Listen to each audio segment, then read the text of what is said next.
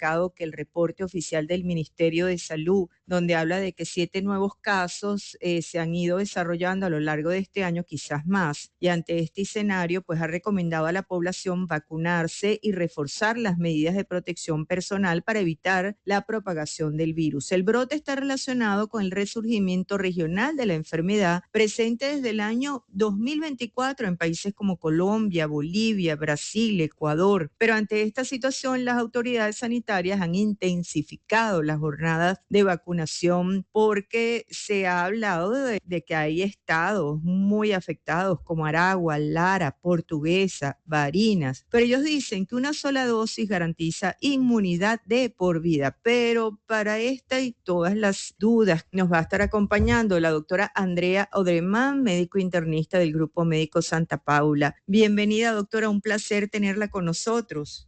Bueno, el placer es mío y bueno, muy oportuno el tema en estos días sobre, bueno, una enfermedad que viene evolucionando en el tiempo, que efectivamente tiene, como pudiéramos decirlo, temporadas, pero que por supuesto está generando algunos casos de función y que se puede prevenir. Con las medidas adecuadas lo podemos prevenir, por lo menos en áreas urbanas. Cuando usted habla de medidas adecuadas, ¿a qué se refiere específicamente? Básicamente son medidas que permitan el control del vector o la prevención de la reproducción del vector. Hay 2 especies de mosquitos que son los transmisores.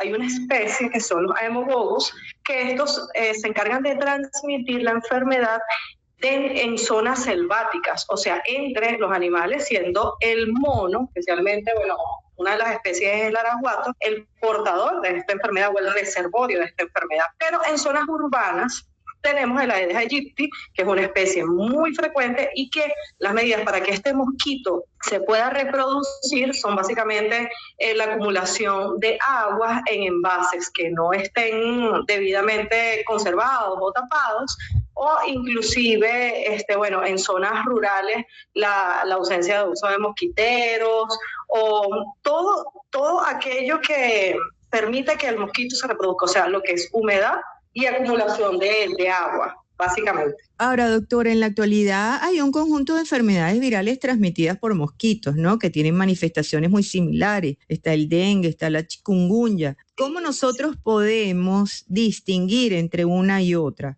Lo que es fiebre amarilla, dengue, chikungunya, zika, inclusive fiebre del desmayado, son todas las enfermedades virales que cursan con cuadros febriles agudos y que, bueno, pueden presentar algunos síntomas, como lo acabas de mencionar, en conjunto, como cefalea, fiebre, mialgias, artralgias. Sin embargo, la fiebre amarilla, como su nombre lo indica, lo que la caracteriza es el toque hepático, o sea, las alteraciones hepáticas que generan el tinte amarillento en las mucosas. Y, por supuesto, la evolución de tipo de infecciones se clasifican en 3 fases o pasan por 3 fases. La fase de infección, donde solamente cursa como cualquier síndrome viral, es con el cuadro febril, pero en la fase de remisión, que es donde el 80% de los pacientes se recuperan, si los pacientes no logran superar el cuadro, es donde presentan la falla hepática.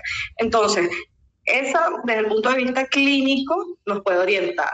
¿Desde qué otro punto de vista nos pudiéramos orientar? Por supuesto, apoyados en los paraclínicos, haciendo la PCR-RT hasta el 5º día después de haber presentado el cuadro febril.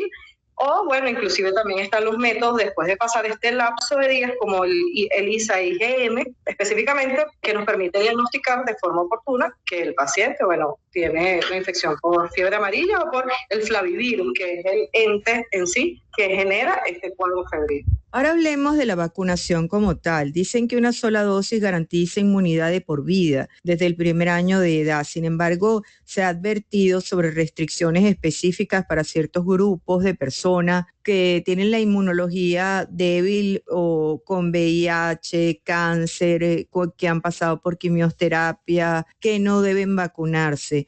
También en el caso de las personas mayores de 60 años o embarazadas requieren evaluación médica previa. O sea, ¿cuáles son las recomendaciones de una experta como usted, doctora? La vacunación siempre va a ser el método preventivo más eficaz. Sin embargo, bueno, acabas de mencionar, hay unas contraindicaciones en las que, bueno, el médico debe evaluar riesgo-beneficio si es conveniente o no vacunar al paciente. Pero una de estas contraindicaciones, bueno, muy bien lo mencionaste, son niños menores a 6 meses. La única condición que nos haría vacunar a niños de esta edad es que vivan en zonas de riesgo, en zonas donde realmente se esté generando el mayor porcentaje de los casos. Otra de las contraindicaciones absolutas sería que el paciente presente hipersensibilidad a la proteína del huevo. ¿Por qué? Porque la vacuna se desarrolla en embriones de pollo y esto puede generar una reacción de hipersensibilidad en el paciente. Y evidentemente estados de inmunosupresión, donde acabas de mencionar pacientes oncológicos que están recibiendo quimioterapias. Allí lo abordaríamos de una forma, digamos, más con medidas generales, por ejemplo, el uso de mosquiteros, el uso de algunos repelentes.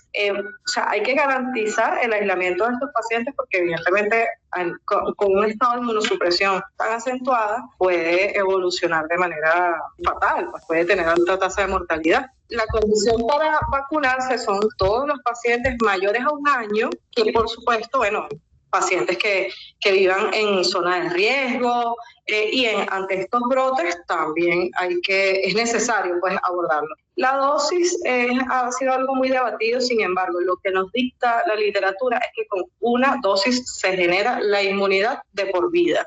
No es necesario digamos, hacer refuerzos de esto. No está escrito en la literatura, sin embargo, bueno, en zonas de riesgo habría que individualizar. Pero la norma, según la OMS, es una sola dosis. Gracias a la doctora Andrea Odreman por toda esta información. La verdad es que apreciamos que se haya tomado el tiempo de conversar con nosotros, doctora. Seguimos nosotros con más en la superestación y siguiendo estas recomendaciones muy apropiadas para este momento que tenemos este brote en nuestro país de fiebre amarilla. Tomar todas estas previsiones. Seguimos con música.